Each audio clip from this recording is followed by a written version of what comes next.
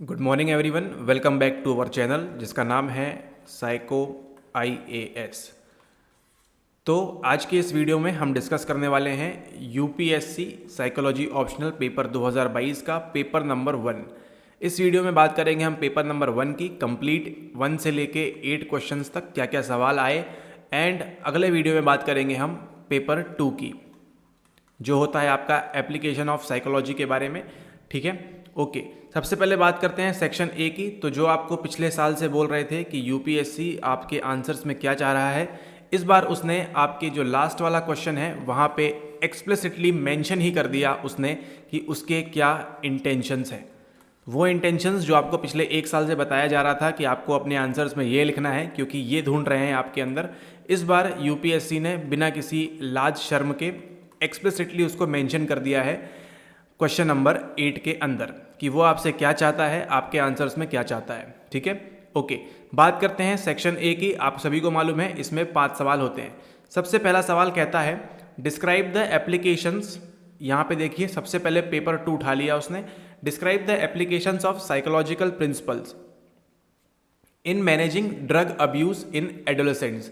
ठीक है, मतलब एडोलेसेंट्स के अंदर ऐसे कौन से हम साइकोलॉजिकल प्रिंसिपल्स को अप्लाई कर सकते हैं जिससे हम क्या मैनेज कर सकें, हम जो ड्रग अब्यूज़ है उसको हम एडोलेसेंट्स के अंदर मैनेज कर सकें। किशोर अवस्था आप सभी को मालूम है एक ऐसी एज होती है जहां से आप गलत रास्ते पे जा सकते हैं या फिर जीवन में सही रास्ता चुन सकते हैं। ठीक है, तो जो लोग सही रास्ता चुन लेते हैं वो कहीं ना कहीं यूपीएससी का एग्जाम देते हैं, और जो गलत रास्ता चुन लेते हैं वो कहीं ना कहीं जाके टिकटॉक और यहाँ पे अपनी वीडियोज़ बनाते हैं। ठीक है, ओके। तो यहाँ पूछ रहा है आपसे किशोरावस्था में नशीले पदार्थों, है ना, ऐसे नशीले पदार्थ अलग अलग प्रकार के होते हैं, उनके दुरुपयोग के प्रबंधन के लिए मनोवैज्ञानिक सिद्धांतों के उपयोगों का वर्णन कीजिए। ठीक है, 10 मार्क्स में आपको लिखना है। सबसे पहले आपको बताना है व्हाट इज ड्रग अब्यूज। ठीक है, और फिर आपको बताना है एप्लीकेशंस ऑफ साइकोलॉजिकल प्रिंसिपल्स, कौन कौन से प्रिंसिपल्स का इस्तेमाल करके आप इसको मैनेज कर सकते हैं। ठीक है, आजकल तो ड्रग अब्यूज चाय से भी होने लगा है। ठीक है, क्योंकि इतने ज़्यादा चाय वाले आजकल पैदा हो चुके हैं। ओके, अगला सवाल आपसे पूछता है व्हाट आर वैल्यूज। ठीक है, सिंपल उसने एनसीईआरटी से उठा के सवाल आपसे पूछ लिया है कि व्हाट आर वैल्यूज, मूल्य क्या है। ठीक है, एथिक्स के पेपर में आप लिखते हैं पेपर नंबर 4 के अंदर, वही आपसे पूछ रहा है यहाँ पे कि what are values, what strategies can be used in fostering value of equality. ठीक है, आर्टिकल नंबर कौन सा नीचे कमेंट कर दीजिएगा। तो यहाँ पे बात कर रहा है इक्वालिटी, समानता के मूल्य को बढ़ावा देने के लिए किन रणनीतियों का उपयोग किया जा सकता है, डिस्कस करना है इसको आपको 10 मार्क्स के लिए। ठीक है, सबसे पहले क्या बताएंगे, आप बताएंगे व्हाट आर वैल्यूज, फिर आपको बताना है ऐसी कौन सी स्ट्रेटेजीज का इस्तेमाल हम कर सकते हैं। सिंपली आपका ये पेपर 4 से लिंक है, तो थोड़ा सा भी आप अटेंटिव रहेंगे तो इसका आंसर आप कर पाएंगे। ठीक है, ओके। अगला सवाल जो लास्ट लेक्चर में भी आपको बताया था कि मतलब लास्ट प्रीवियस वीडियोस में हमारे कि आर्टिफिशियल इंटेलिजेंस से अभी तक डायरेक्टली सवाल नहीं पूछा है, एंड देन 2022 में उन्होंने आपसे ये डायरेक्टली सवाल पूछ लिया। तो हमारे वीडियोस को ध्यान से देखते रहिए, आपको डेफिनेटली हेल्प होगी। ओके, सी में आपसे पूछ रहा है discuss the role of artificial intelligence. ठीक है, हम क्या क्या पढ़ते हैं, हम पढ़ते हैं इमोशनल इंटेलिजेंस के बारे में, हम पढ़ते हैं सोशल इंटेलिजेंस के बारे में, हम पढ़ते हैं नॉर्मल इंटेलिजेंस के बारे में। ठीक है, लेकिन इस बार क्या पूछ लिया भैया यूपीएससी भैया ने हमसे पूछ लिया discuss the role of artificial intelligence.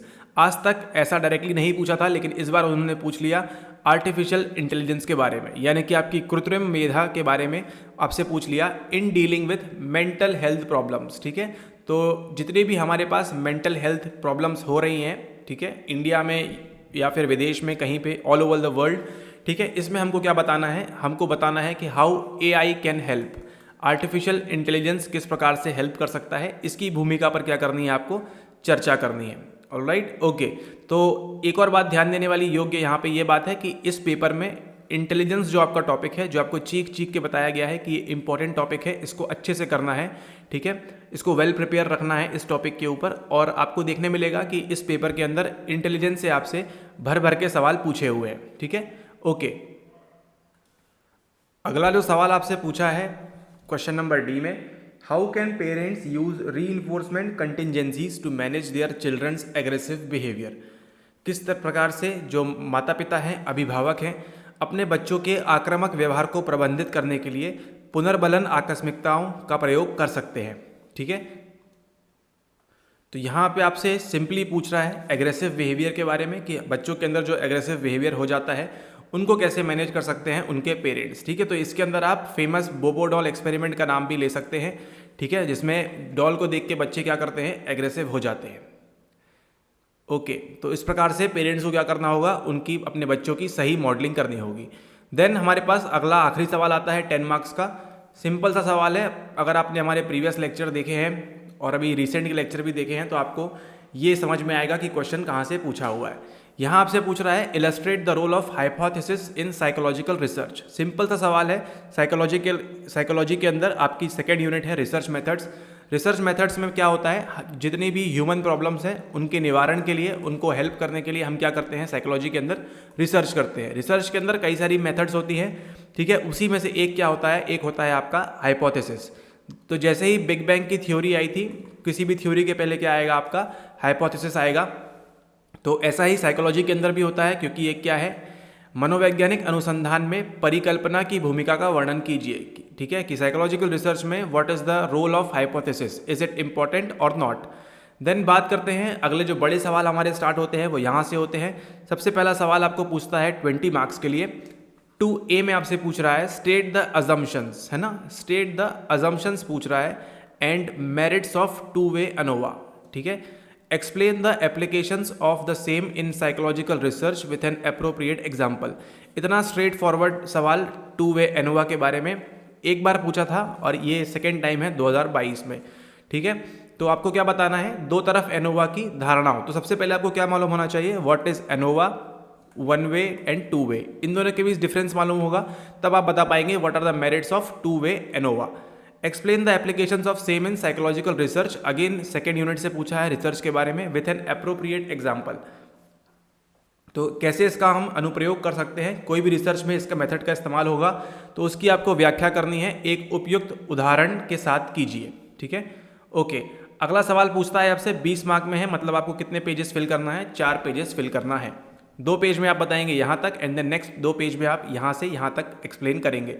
अगला सवाल पूछ रहा है आपका यूनिट नंबर 13 से, आपको लैंग्वेज के बारे में। ठीक है, पहले भी बताया आपको लैंग्वेज से ज़्यादा सवाल पूछते नहीं हैं, लेकिन इस बार उन्होंने गेम चेंज कर दिया है और 15 मार्क्स के लिए आपको पूछ लिया है मिस्टर स्किनर एंड चॉम्स्की के बारे में। सवाल पूछ रहे हैं discuss language acquisition at different stages of development. ठीक है, हमारा डेवलपमेंट होता है 0 ईयर्स, 2 ईयर्स, 6 ईयर्स, 8 ईयर्स, 12, 16, 24, 25, इस प्रकार से जो हमारा डेवलपमेंट होता है। तो डिफरेंट स्टेजेस पे किस प्रकार से हमारा लैंग्वेज का डेवलपमेंट होता है इन the light of theories of Skinner and Chomsky. तो यहाँ पे आपको 15 मार्क्स में बताना है। सबसे पहले व्हाट इज लेड की बात करें, किसने बताया लेड के बारे में, ये भी आएगा इस आंसर के अंदर। और इसी के साथ साथ ये बताना है कि आपको कि क्रिटिकल पीरियड हाइपोथेसिस क्या होता है, CPH क्या होता है। ठीक है, जिससे आप क्या करते हैं, लैंग्वेज सीखते हैं एक पर्टिकुलर एज के दौरान। तो स्किनर और चॉम्स्की के सिद्धांतों के आलोक में विकास के विभिन्न चरणों में भाषा अधिग्रहण पर चर्चा कीजिए। How we grasp the language, ये बताना है आपको 15 मार्क्स के अंदर। देन नेक्स्ट चलते हैं हम, C में आपसे पूछ रहा है what do you understand by physical indicators of emotion. अब यहाँ पे देखिए 2 चीज़ें उन्होंने मिक्स कर दी है 15 मार्क्स के लिए। What do you understand by physical indicators of emotion. तो इमोशन को आप जानते हैं हम 6 टाइप में डिवाइड करते हैं हम। ठीक है, तो हमारे जो फेशियल एक्सप्रेशंस होते हैं उसके अकॉर्डिंग हम मालूम कर सकते हैं कि what the person emotion is facing. ठीक है, क्या इमोशन फेस कर रहा है वो जो पर्सन है वो, क्यों, क्योंकि हमको क्या मालूम है, उसके फिजिकल इंडिकेटर्स मालूम है। उसकी आंखों के बोहे ऊपर हो जाएंगी, ठीक है, और आंखें एकदम छोटी हो जाएंगी अगर उसको गुस्सा वगैरह आ रहा है तो। ठीक है, तो आपको बताना है, ये आपने आंसर राइटिंग में किया भी हुआ है हमारे साथ। ठीक है, इसलिए आपको बेसिक से आंसर राइटिंग कराई जाती है। Okay, what do you understand by physical indicators of emotion, ये बताना है। How are they relevant in polygraph test. अब सवाल यह पूछ रहा है आपसे कि पॉलीग्राफ टेस्ट में किस प्रकार से रिलेवेंट होते हैं। सबसे पहले आपको ये मालूम होना चाहिए कि पॉलीग्राफ टेस्ट होता क्या है। तो आई होप आप में से 80 to 90% सभी लोगों को मालूम होगा कि what is a polygraph test. तो इसी पॉलीग्राफ टेस्ट के अंदर हमको, जब हम बैठ के सामना जो रिसर्चर है, जो साइकोलॉजिस्ट है, वो जब देखेगा कि किस प्रकार से ये जो सामने वाला व्यक्ति है बता रहा है, सही बता रहा है, झूठ बता रहा है, और उसके इमोशन को हेल्प मिलेगी किससे, उसके फिजिकल इंडिकेटर से। संवेग के शारीरिक संकेतकों से आप क्या समझते हैं। ठीक है, ये पॉलीग्राफ टेस्ट में कैसे प्रासंगिक है, क्या इसका इस्तेमाल यस और नो किया जा सकता है, ये भी आप स्टेट कर देंगे तो आपके आंसर को 4 चांद लग जाएंगे। ऑलराइट, अब बात करते हैं हम नेक्स्ट, अगला सवाल 3A। ये आपसे पूछ रहा है थोड़ा सा डिफिकल्ट सवाल, इस प्रॉब्लम सॉल्विंग आ साइकोलॉजिकल प्रोसेस। क्या प्रॉब्लम सॉल्व करना, क्या समस्या समाधान एक मनोवैज्ञानिक प्रक्रिया है। Illustrate your answer with the steps and methods involve in problem solving. तो प्रॉब्लम सॉल्विंग के अंदर कौन कौन सी मेथड्स एंड कौन कौन से स्टेप्स हैं, कौन कौन से चरण और कौन कौन सी विधियां हैं, उसको आपको एक्सप्लेन करना है। Differentiate between human and computerised problem solving. ठीक है, तो आपको यहाँ पे ये बताना है, डिफरेंशिएट करना है human and computerised problem solving के अंदर। ठीक है, 20 मार्क्स के लिए, कि किस प्रकार से जो ह्यूमंस हैं वो समस्या समाधान किस प्रकार से करेंगे, वो प्रॉब्लम सॉल्विंग किस प्रकार से करेंगे, और जो कंप्यूटर है वो किस प्रकार से प्रॉब्लम सॉल्विंग करेगा। यहाँ पे कहीं ना कहीं एज मिल जाएगा ह्यूमन को, ये अपने आंसर्स में इनकलकेट कीजिए। एज मिलेगा ह्यूमंस को क्योंकि क्या है, उनके पास मेंटल सेट, ह्यूरिस्टिक्स और ये सबसे ऊपर जाने के लिए चीज़ें हैं। ठीक है, think out of the box. आपका computer out of the box नहीं सोच सकता कभी भी। ठीक है, इस जीवन में केवल ये कैपेसिटी किसके पास है, ये कैपेसिटी है केवल ह्यूमंस के पास। तो अगर आपने आंसर राइटिंग की होती और थोड़ा सा भी इस प्रकार से आप सोच सकते हैं तो आपके आंसर्स में क्या मिलेगा, आपको डेफिनेटली बेनिफिट मिलेगा। 20 मार्क्स का सवाल है, अच्छा सवाल है, यहीं पे आप दूसरों से, अन्य लोगों से अच्छा स्कोर कर सकते हैं। मानव और कंप्यूटरीकृत समस्या समाधान के बीच अंतर कीजिए। कंप्यूटर ज़्यादा से ज़्यादा क्या करेगा, भले ही कंप्यूटर के पास स्पीड होगी, ठीक है, एक्यूरेसी होगी, ये हम मान सकते हैं, बट स्टिल जो एल्गोरिदम है उसको ब्रेक करके कंप्यूटर ऊपर नहीं जा सकता। नो डाउट आर्टिफिशियल इंटेलिजेंस आ चुका है, बट स्टिल एक सर्टेन लिमिट तक। ठीक है, ह्यूमन क्या कर सकता है, human can do anything in this world. तो जब इंसान इस दुनिया में कुछ भी कर सकता है तो ये तो एक छोटी सी प्रॉब्लम सॉल्विंग की मेथड है। ठीक है, ओके, अगला सवाल है B, discuss the contribution of structuralism and functionalism. Repeated सवाल है ये।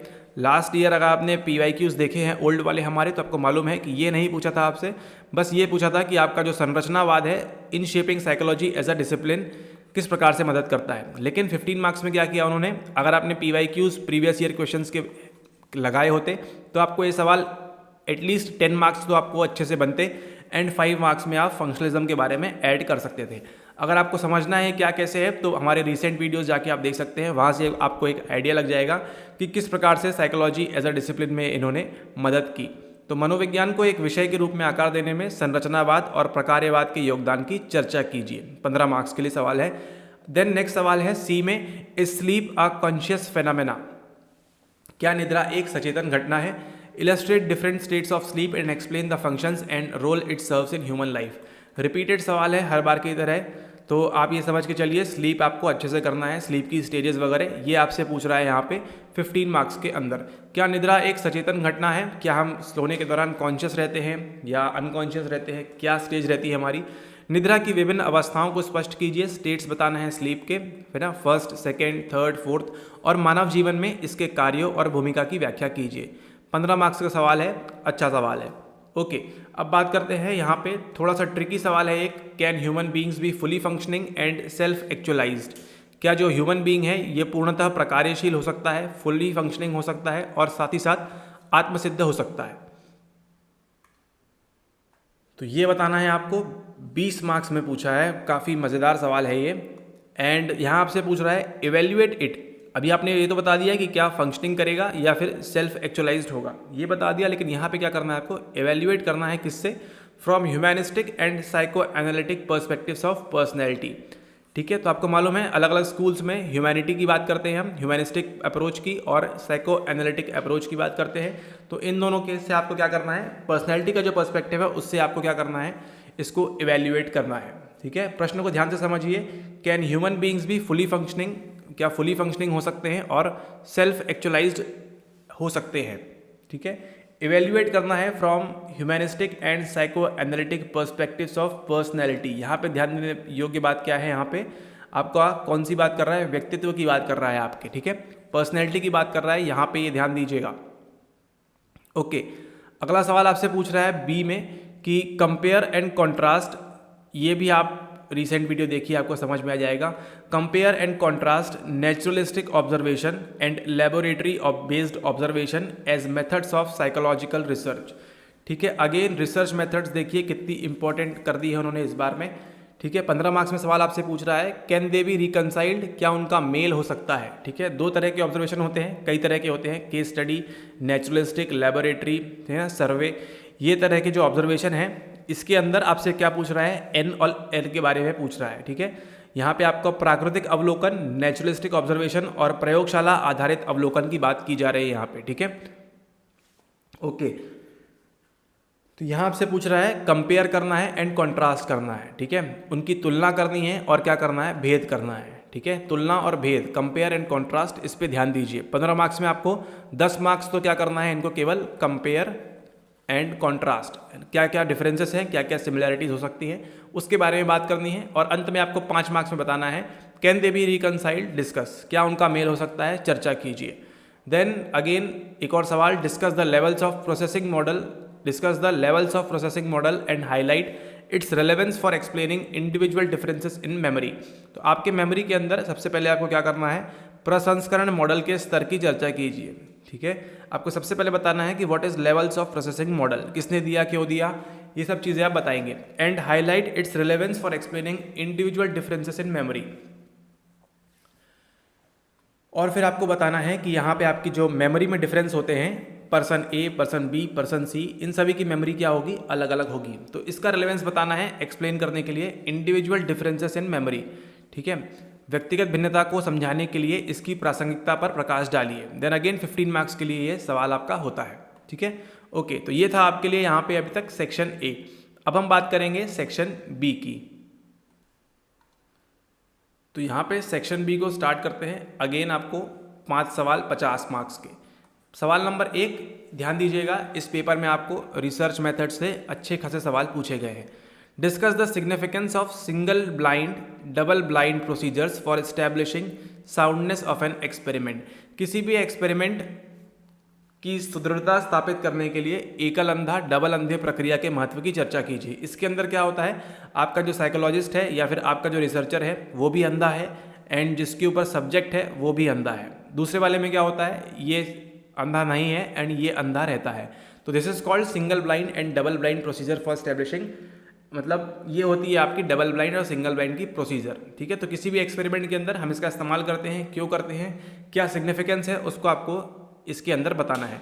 देन बात करते हैं next, how do psychologist conceptualise creativity. Simply आपसे क्या पूछा है, क्रिएटिविटी की डेफिनेशन यहाँ पे आप बता दी होती है आपने थोड़े से एग्जाम्पल के साथ। Then explain the confluence approach to creativity, सृजनात्मकता के संगम दृष्टिकोण की व्याख्या कीजिए।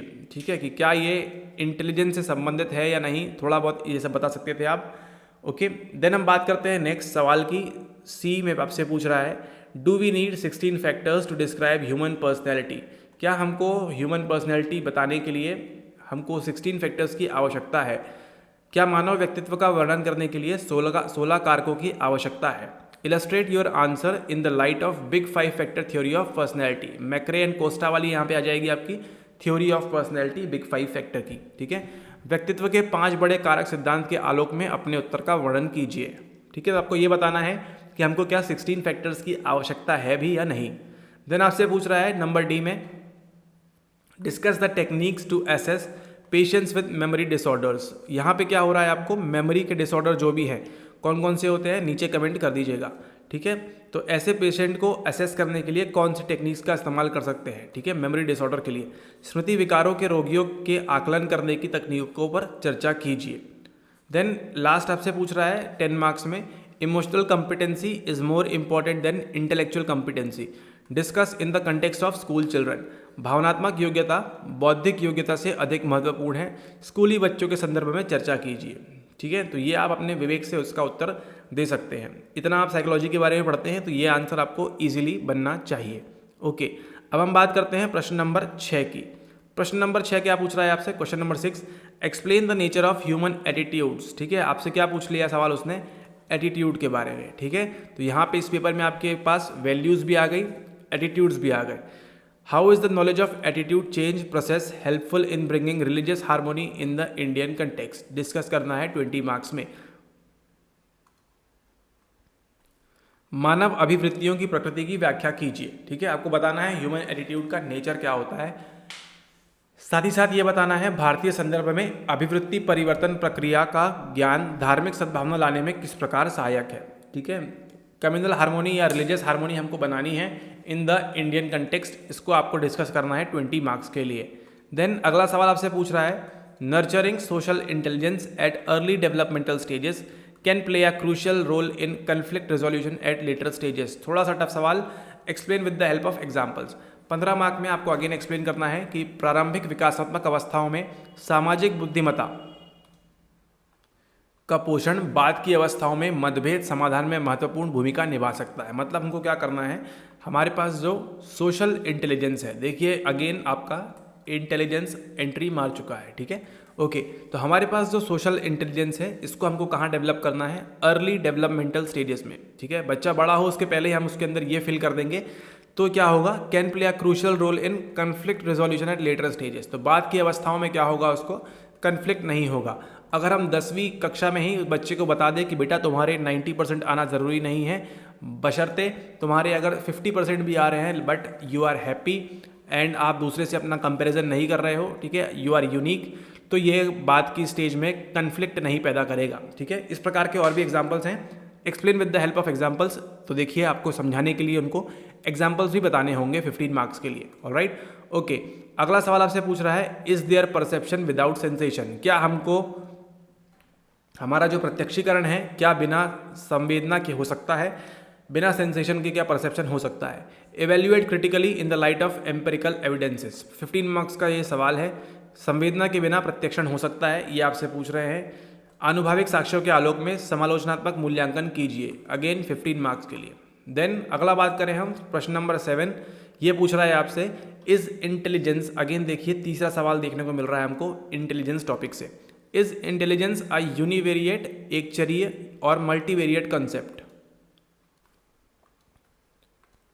Discuss in the light of स्पीयरमैन्स and JP Das theories of intelligence. Intelligence की 2 थ्योरी बतानी है आपको, किस किस की, स्पीयरमैन की और जेपी दास की। इनके आपको लाइट डालना है, discuss in the light of, इन दोनों के थ्योरी के ऊपर आपको लाइट डालना है, प्रकाश डालना है और आपको चर्चा करनी है 20 मार्क्स के लिए, ठीक है। तो बताना है इंटेलिजेंस जो है यूनिवेरिएट है या मल्टीवेरिएट है, ऑलराइट। 20 मार्क्स में काफ़ी इंटरेस्टिंग सवाल पूछा गया है इस बार, ठीक है। तो आपको स्पीयरमैन के बारे में मालूम होना चाहिए, जेपी दास के बारे में मालूम होना चाहिए, ऑलराइट, ओके। अब हम बात करते हैं प्रश्न नंबर बी की। What principles of perceptual organisation are useful for air traffic controllers, ठीक है। यहाँ पे किसकी बात हो रही है, एयर ट्रैफिक कंट्रोलर्स की बात हो रही है। उनके लिए परसेप्चुअल ऑर्गेनाइजेशन के कौन कौन से प्रिंसिपल जो है इस्तेमाल कर सकते हैं, यूजफुल हैं। Also indicate how they use each of them, आपको बताना भी यहाँ पे कि किस प्रकार से वो इसका इस्तेमाल करते हैं, ठीक है। प्रत्यक्ष ज्ञानात्मक संगठन के कौन कौन से नियम हवाई यातायात नियंत्रकों के लिए उपयोगी हैं, एयर कंट्रोलर्स के लिए कौन कौन से उपयोगी हैं, ठीक है, ओके। यह भी बताइए कि वे उनमें से प्रत्येक का उपयोग कैसे करते हैं, यह भी आपको बताना है 15 मार्क्स में। काफ़ी इंटरेस्टिंग सवाल है ये भी। प्रश्न नंबर सी की बात करें, और अगर आप चाहते हैं इनके आंसर्स लिखना और चेक करवाना तो आप हमको भेज सकते हैं व्हाट्सएप के ऊपर, ऑलराइट, ओके। देन सी की बात करें, evaluate the developmental challenges faced during mid life transitions across gender in the Indian context. Again 15 marks का ये सवाल है, मध्य जीवन के बदलावों के दौरान सामना की गई विकासात्मक चुनौतियों का भारतीय संदर्भ में लिंगानुसार मूल्यांकन कीजिए, ठीक है। तो कौन कौन से चैलेंज फेस करते हैं हम हमारी मिड लाइफ ट्रांजिशन के दौरान, मध्य जीवन के दौरान, है ना, जो हमको सामना करना पड़ता है अक्रॉस जेंडर, इनका हमको मूल्यांकन करना है इंडियन कंटेक्स्ट में। देन बात करें हम लास्ट सवाल की, प्रश्न नंबर 8A, जो अधिकतर लोगों ने किया होगा एग्जाम में। Learning occurs not only through conditioning but also from our observations of others. हमारी जो लर्निंग है, जो हमारा अधिगम है, केवल कंडीशनिंग नहीं है कि ऑपरेंट या क्लासिकल कंडीशनिंग हमारी हो रही है, इसी के साथ साथ हम ऑब्जर्वेशन लर्निंग OL का इस्तेमाल भी करते हैं। Discuss this statement from childrens point of view. बच्चों के संदर्भ में हमको बात करनी है, बच्चों के दृष्टिकोण से इस कथन का वर्णन कीजिए। What are the pros and cons of observation learning for children. बच्चों के लिए pro plus and cons negative क्या क्या हो सकते हैं इस कंडीशनिंग के बारे में, ठीक है। 20 मार्क्स में काफ़ी लंबा और इंटरेस्टिंग और अच्छा सवाल आपसे पूछा गया है, ठीक है, ओके। देन आपसे पूछ रहा है क्या, आपसे पूछ रहा है discuss the factors involved in ethnolinguistic vitality in the Indian context. 15 marks का ये सवाल है, संजातीय भाषाई ओजस्विता में शामिल कारकों की भारतीय संदर्भ में चर्चा कीजिए, ठीक है, 15 मार्क्स का। और वो सवाल आखिरी जिसके बारे में हम बात कर रहे थे कि आखिर पूछ ही लिया गया यहाँ पे आपसे, यहाँ पे आपके 8C में पूछा गया है आपसे कंपेयर एंड कॉन्ट्रास्ट, ठीक है। तुलना और भेद करनी है आपको। कंसेप्ट किस किस के बीच में? सबसे पहले आपको नंबर 1 इंटेलिजेंस के बीच में, नंबर 2 EI इमोशनल इंटेलिजेंस के बीच में, एंड सोशल इंटेलिजेंस के बीच में। ठीक है, मतलब 1 2 3 इन तीनों के बारे में आपको क्या करना है? कंपेयर एंड कंट्रास्ट करना है। और साथ ही साथ आपको एंड में 5 मार्क्स के लिए how can they contribute in the making of an effective civil servant discuss करना है आपको। ठीक है, कि किस प्रकार से आपका जो इंटेलिजेंस है, जो आपकी बुद्धि है, आपका इमोशनल इंटेलिजेंस है, आपकी भावनात्मक बुद्धि है, और आपका जो सोशल इंटेलिजेंस है, सामाजिक बुद्धि है, किस प्रकार से कंट्रीब्यूट करते हैं in the making of an effective civil servant. ठीक है, इसका क्या करना है? आपको डिस्कस करना है। यहाँ पे एक प्रभावी लोक सेवक के निर्माण में ये कैसे योगदान दे सकते हैं। ठीक है, इस पे आपको चर्चा करनी है। तो ये था आपका एक्सप्लिसिटली मेंशन्ड सवाल, जब आपसे यूपीएससी ने आपसे डायरेक्टली पूछ लिया कि आप साइकोलॉजी छोड़िए, हमको ये बताइए कि how psychology will help you in making a civil servant. साफ साफ आपसे पूछ लिया यहाँ पे कि पहले तो आप ये कंसेप्ट एक्सप्लेन करिए एंड देन अंत में ये बताइए हाउ कैन दे कंट्रीब्यूट आपको एक effective civil servant, because at the end of the day आप भी एक सिविल सर्वेंट बनने वाले हैं। इस पर आपको चर्चा करनी है। तो ये था आपका सवाल ऑप्शनल का, ऑप्शनल 2022 का पेपर 1 का सवाल। ये सारे सवाल थे प्रश्न नंबर 1 से लेकर 8 तक। ठीक है, तो इस वीडियो के लिए इतना ही। अगले वीडियो में बात करेंगे हम पेपर नंबर 2 की, psychology optional paper 2022 paper number 2 की हम बात करेंगे नेक्स्ट वीडियो में, जहाँ पे आपसे हम बात करेंगे एप्लीकेशंस के बारे में। ठीक है, तो ये सारे सवाल देखे आपने 1 से लेकर 8 तक, काफ़ी इंटरेस्टिंग सवाल है। फोकस कहाँ रहा है इस बार? फोकस एरिया रहा है आपका रिसर्च मेथड्स के ऊपर, आपकी जो अनुसंधान विधियाँ हैं उनके ऊपर रहा है। देन आपका रहा है यहाँ पे इंटेलिजेंस के ऊपर। ठीक है, एक सवाल आपको देखने मिला है यहाँ पे किसके ऊपर से? पर्सनैलिटी के ऊपर से, व्यक्तित्व के ऊपर से। ठीक है, तो यही थे इनके की एरियाज इस बार 2022 के पेपर में।